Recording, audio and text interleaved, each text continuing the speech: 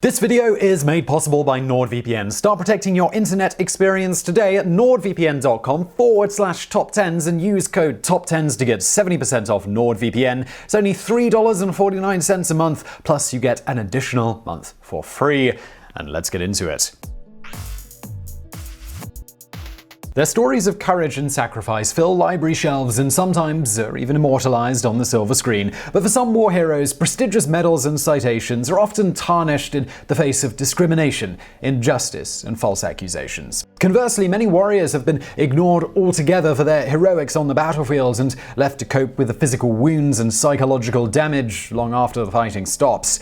In the video today, we're looking at 10 examples. Number 10. Erwin Rommel. He was called the Desert Fox and held a well-earned reputation as a brilliant tactician in tank warfare. Erwin Rommel first distinguished himself in World War I and emerged as a national hero in World War II for his role in the invasion of France and the victories in North Africa. But after being implicated in a plot to assassinate Hitler in 1944, an allegation Rommel flatly denied, the venerated Field Marshal found himself hopelessly cornered during the final stages of the war. The rise of Rommel's stalwart career, it received a major boost in 1937 with the release of his soon-to-be classic book on military tactics, Infantry Attacks. This was based on his experiences in battle, and Rommel emphasized the necessity of swift movement and deception to overwhelm and defeat an enemy. The highly influential work would later be immortalized in the 1970 film Patton, in which the famed American general cries out, "Rommel,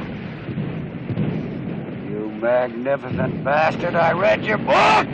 The Obers also helped gain favor with Hitler to become one of the Wehrmacht's top generals, a promotion that rankled several senior officers from more traditional German military families and Prussian aristocracy. Whether this played a factor in Rommel's eventual demise remains a matter of debate. Hitler became convinced that his highly decorated commander had betrayed him and that he must be punished. Executing a national hero, however, proved difficult even for a cold-blooded sociopath like the Führer. As a result, Rommel was given a choice: risk tarnishing his reputation and endangering his family, or simply commit suicide. He chose the latter, taking a cyanide pill on October 11, 1944. German propaganda announced that he had died from his injuries sustained following D-Day. Number 9. Henry Johnson. Henry Johnson stood at only 5 foot 4 inches tall and weighed 150 pounds, a physique that would have barely qualified him as a lightweight boxer. On the battlefield, however, Johnson proved that he could punch far above his class, emerging as a bona fide hero in World War I and becoming the first American soldier to earn the Croix de Guerre, that's French's highest military honor. Sadly, it took nearly a century for Johnson's own country to award him a posthumous Medal of Honor in 2015. William Henry Johnson was born in 1891 in Winston-Salem, North Carolina, and later moved to Albany, New York in search of employment. As a young black man with no education, he took whatever jobs he could find, working as a chauffeur, a laborer, and a railway porter. In 1917, Johnson enlisted in the U.S. Army and was assigned to the Old 15th, a state National Guard unit that would be converted into 369th Infantry Regiment. The unit consisted of mostly African Americans and was one of the earliest arrivals in France as part of the American Expeditionary Force, the AEF. Not unlike conditions at home, Johnson encountered systemic racism in military life. Most non-white US troops in France, including the 369th, performed menial labor such as unloading ships and digging latrines. The men, however, would soon become the first African Americans to see combat after being reassigned to the depleted and more inclusive French Fourth Army, who dubbed them the Harlem Hellfighters. On the night of May 14, 1918, near the Argonne Forest, Johnson and fellow private Needham Roberts stood sentry duty when German snipers began firing at them. Johnson countered by lobbing grenades, but the fast-approaching enemy, they soon surrounded the two Americans and severely wounded the 17-year-old Roberts. After exhausting his ammunition, Johnson continued to fight using the butt of his rifle, a bolo knife, and his fists. He eventually killed 4 enemy soldiers and wounded more than a dozen others before reinforcements arrived. More importantly, Johnson prevented the Germans from breaking the French line despite suffering 21 wounds during the furious one-hour battle. For his actions, he earned the moniker Black Death. When the Hellfighters arrived home in February of 1919, they weren't allowed to join the official victory parade in New York City with the other returning US troops. However, a separate parade was held in their honor as thousands of spectators lined the route to watch Johnson lead nearly 3,000 troops in an open car towards Harlem. The government also used his image on victory war stamps, along with an assortment of army recruiting materials. His fame would be short-lived, though. Johnson's discharge papers failed to mention any of his combat-inflicted injuries, leaving him with no disability pay after the war. He then returned to Albany and resumed his old job as a porter, but his physical limitations made it difficult for him to perform his normal duties. He gradually drifted into alcoholism and died penniless in 1929 at the age of only 32. Number 8. Tul Bahadur Pun. British Field Marshal Sam Manekshaw once said, "If a man says he is not afraid of dying, he is either lying or a Gurkha." Manekshaw could very well have been describing Nepalese Victoria Cross recipient Tul Bahadur Pun. The Gurkha soldier single-handedly attacked a Japanese machine gun position in Burma during World War II, saving the lives of dozens of comrades and reclaiming a vital supply line for the Allies. His only regret was that he didn't kill more enemy soldiers. Pun entered military service following a rigorous selection process and qualified to become a rifleman in the 3rd Battalion of the 6th Gurkha Rifles. The name Gurkha originates from the Nepalese hill town of Gorkha. Known for their fearless and extreme level of physical fitness, the Gurkhas have served the British Crown for over 200 years and remain an integral part of the British Army. They also possess a deadly secret weapon, a traditional 18-inch kukri, a razor-sharp knife which, if drawn in battle, must taste blood. In all, Gurkha soldiers have received 13 Victoria Crosses, the UK's highest military decoration. On June 23, 1943, while attempting to capture a railway bridge, Pun's company became reduced to only himself and 2 other men. Undaunted, the 3 survivors launched an attack on a well-fortified strongpoint called the Red House. Pun's 2 companions soon became badly wounded in the charge, but he picked up their only Bren-light machine gun and kept blasting away as he ran across a muddy open field. He then quickly dispatched 3 Japanese soldiers and planned to kill the others inside of the house before the remaining enemy troops fled in terror. Pun also captured 2 machine guns and a large cache of ammunition. The citation for Pun's Victoria Cross declared, "Rifleman Pun's courage and superb gallantry in the face of odds which meant almost certain death were most inspiring to all ranks and were beyond praise." After the war, Pun returned to Nepal, but decades later found himself embroiled in another battle. Suffering from ill health, Pun applied to resettle in Britain in 2006 but needed medical treatment. However, he was refused because he failed to demonstrate strong ties with the UK. It would take a media blitz and public outrage, but Pun finally received the treatment. He also continued to campaign for Gurkhas' rights alongside actress Joanna Lumley, who credited him for having saved her father's life during the war. While on a trip to his home village in Nepal, Pun died on April 20th, 2011, at the age of 88. Number 7. David Hackworth. David Hackworth began his military career at the ripe old age of 14 after lying about his age to join the Merchant Marines in 1945. He would go on to become one of the most decorated soldiers in US history that included 2 Distinguished Crosses, 10 Silver Stars, 8 Bronze Stars, and 8 Purple Hearts. Before he was legally old enough to buy beer, Hackworth won a battlefield commission during the Korean War and later became the youngest full colonel in Vietnam. Movie buffs will also appreciate that the man known as Hack reputedly served as inspiration for the rogue character of Colonel Kurtz in Francis Ford Coppola's Vietnam War epic Apocalypse Now. As an expert on guerrilla warfare tactics, he also co-authored the Veteran Primer, a manual on counterinsurgency that's still in use today. But as the war in Vietnam grew increasingly muddled by bureaucracy and in need of reform, Hackworth became more rebellious and frustrated with the Pentagon. In a 1971 interview with ABC TV, he even went as far as to say that the war couldn't be won. His candor caught American top brass totally off guard. Following Hackworth's controversial statements, the Army floated the possibility of a court-martial, but the highly successful colonel was eventually allowed to resign with an honorable discharge. He then turned to writing, penning his best-selling autobiography, About Face, The Odyssey of an American Warrior. Additionally, he founded Soldiers for Truth, an advocacy group dedicated to military reform, both in terms of improved capability and treatment of personnel. Number 6. Eusebio Mbiuki. Eusebio Mbiuki recently turned 100 years old. The World War II veteran still lives in rural Kenya, where he grew up in the small highland village of Mweba. As a member of the King's African Rifles, KAR, Mbiuki survived tropical diseases, venomous snakes, and the onslaught of Japanese gunfire while fighting for the British Empire in the jungles of Burma, now Myanmar. These days, however, the centenarian is fighting poverty and long-standing discrimination that saw black troops receive 3 times less payments than white soldiers, and often nothing at all. From 1939 to 1945, Britain recruited roughly 600,000 African men, sometimes by force, from its colonies to take up arms throughout Asia, Africa, and the Middle East. The deployments formed formed part of the largest single movement of African men overseas since the transatlantic slave trade. Mbiuki signed up in 1944 and was quickly shipped off to Burma, traveling over 4,000 miles on an overcrowded ship in rough seas and putrid conditions. Upon arrival, they faced not only a seasoned, well-entrenched Japanese army, but frequent beatings by the hands of racist British officers. After returning home after the war, white soldiers in Britain holding the rank of private received a pension, known as a war gratuity, of 10 shillings a month, but Africans earned nearly a third less, if anything at all, for the same service because of an egregious policy based on colonial origins and blatant prejudice. They should have known how much we had helped them, Mbiuki said recently.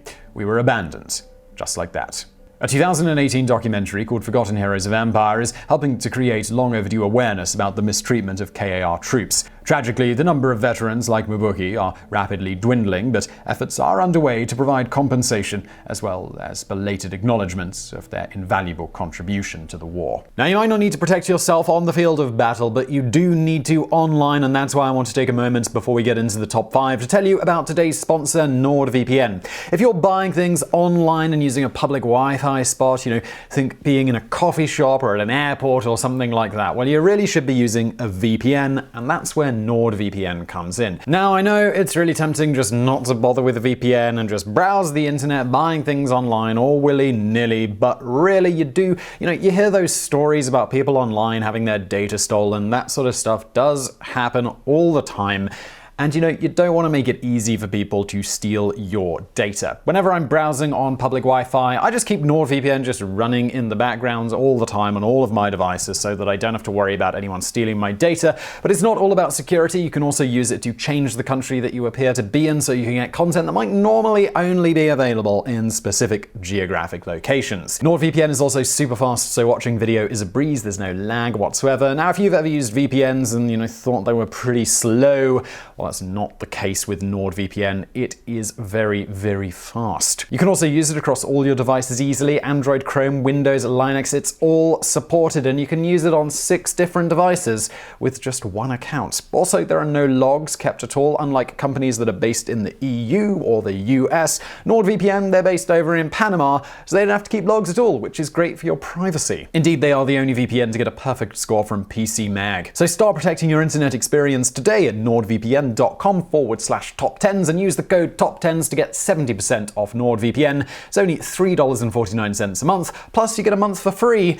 And let's get into those top 5. Number 5. Edward A. Carter. The unconventional path of Edward Carter's military career eventually led to a posthumous Medal of Honor in 1997. The award came following a long, extensive study to identify African-American soldiers whose acts of valor might have been overlooked due to prejudice. His citation in part reads, "On March 23, 1945, near Speyer in Germany, while serving with Company No. 1, 56th Armored Infantry Regiment, 12th Armored Division, when the tank on which he was riding received heavy bazooka and small arms fire, Sergeant Carter voluntarily attempted to lead a 3-man group across an open field. Within a short time, 2 of his men were killed and the 3rd seriously wounded. Continuing on alone, he was wounded 5 times and finally forced to take cover. As 8 enemy riflemen attempted to capture him, Sergeant Carter killed 6 of them and captured the remaining 2. He then crossed the field, using as a shield his 2 prisoners from which he obtained valuable information concerning the disposition of enemy troops." Born in Los Angeles on May 26, 1916, to missionary parents, Carter's faraway travels included India and China. Eschewing his family's strict non-aggression beliefs, he ran away from home at the age of 15 and enlisted in the Chinese Nationalist Army to fight against invading Japanese forces. He later went to Europe, fighting for the Loyalists in the Spanish Civil War with the Abraham Lincoln Brigade, an integrated volunteer unit of mostly American volunteers dedicated to fighting fascism. Upon his return to the United States, Carter joined the Army in 1941 as a sergeant, but soon found himself subjected to racism within the segregated U.S. military. Making matters worse, an intelligence officer at Fort Benning, Georgia, deemed it advisable to put Carter under surveillance because of his background in communist China and fighting on the side of the socialists in Spain. Carter eventually shipped out to war in 1944, battle-tested and ready to fight. Upon arrival in Europe, he was assigned to George S. Patton's 3rd Army and briefly served as one of the famed general's personal bodyguards. By spring of the following year, Carter saw combat but had to accept a demotion to private because he wasn't allowed to command white troops. That would all change after his heroic actions on March 23, 1945, and he had his sergeant stripes restored for the remainder of the war. When Carter attempted to re-enlist prior to the Korean War, his overly scrutinized background led to him being discharged without explanation. Unfortunately, the fact that he had been awarded the Distinguished Service Cross, later upgraded to the Medal of Honor, Purple Heart, and Bronze Star, fell on deaf ears and closed minds. Disheartened, he moved back to California, where he passed away in 1963 at the age of 47 from cancer, a condition his doctors partially attributed to shrapnel still in his neck. Although Carter was originally buried in West Los Angeles, his remains have since been moved to their rightful final resting place at Arlington National Cemetery. Number 4. Brian Wood. During the Iraq War, a large unit of Iraqi insurgents ambushed a British patrol at a checkpoint known as Danny Point. Soldiers from the Argyll and Sutherland Highlanders became trapped, requiring them to engage in close-quarter rifle fire and hand-to-hand combat while waiting for reinforcements. Despite being highly outnumbered, Sergeant Brian Wood led a bayonet charge in a battle that killed 28 Mahdi Army soldiers. For his actions, Wood received the Military Cross, the third highest military decoration awarded to British Armed Forces. Although the Highlanders managed to survive the bloody ordeal with minimal casualties, the aftermath led many of the soldiers to suffer from severe PTSD. Compounding the issue, a 2009 public inquiry called Al Sweedy began, in which Wood and his men were alleged to have participated in unlawful killing, mistreatment, and abuse of Iraqi nationals. A lengthy, highly publicized court fight ensued before eventually being dismissed in late 2014 due to lack of evidence. The inquiry revealed that the testimony of the Iraqis and the law firm representing them were based on deliberate lies, reckless speculation, and ingrained hostility. As a result of the findings, the law firm went out of business, and its head of strategic litigation, Phil Shiner, was struck off the roll of solicitors by the Solicitors Disciplinary Tribunal in February of 2017. Although the British government announced it would take steps to prevent similar bogus claims, nothing can erase the damage already inflicted on the lives of these falsely accused soldiers. Number 3. Roy Benavidez. When President Ronald Reagan presented Master Sergeant Roy P. Benavidez with the Medal of Honor in 1981, the former actor turned to the press and said, "If the story of his heroism were a movie script, you would not believe it." Even more remarkably, however, Benavidez's display of courage and valor occurred both on and off the battlefield.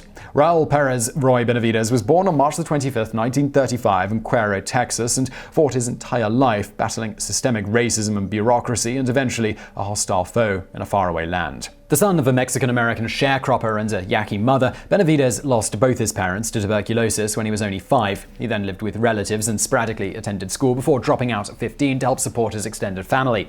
He eventually enlisted in the army and became a member of the vaunted 5th Special Forces Group, the Green Berets, whose fighting spirit is defined by its motto, strength and honor. During a patrol in Vietnam, Benavidez stepped on a landmine during a covert mission. Doctors at the time told him that he'd never walk again. But the wounded warrior viewed the setback as just another challenge to overcome. He underwent a year of grueling rehab, and true to his hardened resolve, he returned to active duty. It didn't take long for him to find himself in another desperate situation. On May 2nd, 1968, his Special Forces team, 3 Green Berets and 9 Montagnard tribesmen, had been ambushed by over 1,000 North Vietnamese troops. Armed with only a knife and carrying medical supplies, Benavidez hastily jumped on board an evacuation helicopter and rushed to the location. "When I got on that copter, little did I know we were going to spend 6 hours in hell," he later recalled. By the time the siege ended, the sergeant had saved at least 8 men while being shot 7 times, stabbed with a bayonet, and hit by 28 pieces of shrapnel. His mangled, bullet-ridden corpse had been placed inside a body bag, but before medics could zip it up, the barely conscious soldier spit blood into the doctor's face, letting him know that the tough Texan was still alive. 2 years after receiving his nation's highest military decoration, the hardened soldier again went to war, but this time with the Social Security Administration, a cost-cutting scheme planned to cut off disability payments to veterans, including those of one particular MOH recipient named Roy Benavidez. Naturally, the Green Beret strapped on his boots and marched up to Capitol Hill in Washington, D.C. There, on behalf of thousands of combat vets, he convinced Congress to abandon the ill-conceived notion, or in military jargon, Sierra Tango Foxtrot uniform. Number 2. Walter Tull. The Arras Memorial stands at the entrance of the Faubourg d'Amiens Cemetery in northeast France. It commemorates those who fought and died in World War II. One of the names engraved on the wall is Second Lieutenant Walter Tull, a British soldier whose enduring legacy is simply immeasurable. As the grandson of a former slave, the biracial officer and star footballer battled overwhelming adversity. Tull not only exuded valor and bravery, he defined it, and his inspiring story continues to resonate over 100 years after his death. Walter Daniel John Tull was born in Folkestone, Kent on April 28, 1888 to Daniel Tull, a carpenter from Barbados, and a local Englishwoman, Alice Elizabeth Palmer, who gave birth to 5 children. By the age of 9, both of Walter's parents had tragically died, and he was sent to a Presbyterian children's home in London. Faced with strict church principles and isolation from his siblings, Tull soon found refuge in sport. He eventually became only the 3rd black man ever to play professional football in Britain, but also became the target of frequent racial abuse, one of many social injustices that he battled throughout his life. For most young men in Britain, the outbreak of war in the summer of 1914 had changed everything. Tull joined the 17th Battalion, Middlesex, Duke of Cambridge's own regiment, better known as the Football Battalion, which heeded to Lord Kitchener's appeal and public outcry for fit and healthy men from the same locality or occupation to serve together in pals battalions. His fellow soldiers, they suggested he apply for officer consideration, despite a provision in the Manual of Military Law specifically prohibiting applicants who were not of pure European descent. Nonetheless, he persevered and ultimately received his commission. He was the first mixed-race officer in the British Army to lead white troops in combat. He fought valiantly at the Battle of Messines in June of 1917 before moving to the Italian front, where he earned praise by his superior officer for gallantry and coolness at the Battle of Caporetto. Tull led 26 men across the fast-moving River Piave in a successful night raid into enemy territory and brought them all back unharmed. He received a recommendation for a Military Cross, a medal he would not receive for reasons that were never explained. On March 25, 1918, Tull spearheaded an attack on enemy trenches during the Kaiserschlacht in France and met heavy machine gun fire. The badly outnumbered British troops were forced to withdraw, but as Tull tried to cover their retreat, a German bullet struck him in the neck. Although his fellow footballers desperately attempted to recover his body, Tull would be forever lost to no man's land. Over the years, calls to posthumously award Tull his well-deserved Military Cross have grown louder. Number 1. Navajo Code Talkers. Transmitting secure communications is a vital element of warfare that can often determine victory or defeat. During World War II in the Pacific Theater, the US Marine Corps relied on a highly specialized unit to send and receive a new advanced code rooted in an ancient language, Navajo. As a result, Native American code talkers saved countless lives with a lexicon that remains the only military code that was never broken. In the early stages of the war, Japanese cryptographers had little difficulty deciphering American lines of communication. That soon changed with the implementation of a complex unwritten language. Spoken only by people born into the Southwest Native American culture, Navajo features several different inflections and tonalities capable of conveying entirely different meanings. The befuddled enemy, they really didn't stand a chance. The Code Talker program involved the recruitment of over 400 Navajos from Arizona and New Mexico, many of whom lived on reservations without electricity or running water. The two-pronged code consisted of the first letter of a Navajo word that corresponded with one of the 26 letters in the English alphabet that would spell out a message. A second part used a vocabulary of 211 English words, later expanded to 411 with Navajo synonyms, for example, hummingbird equaling fighter plane. Previous conventional codes used time-consuming, lengthy procedures requiring electronic equipment. The Navajos, positioned as both senders and receivers, were able to successfully translate, transmit, and retranslate the codes directly in a fraction of the time. The men would eventually take part in every major operation involving the Marines in the Pacific Theater. During the invasion of Iwo Jima, the code talkers sent more than 800 messages alone without error. Major Howard Connor, who served as signal officer during the battle, later said, "Were it not for the Navajos, the Marines would never have taken Iwo Jima."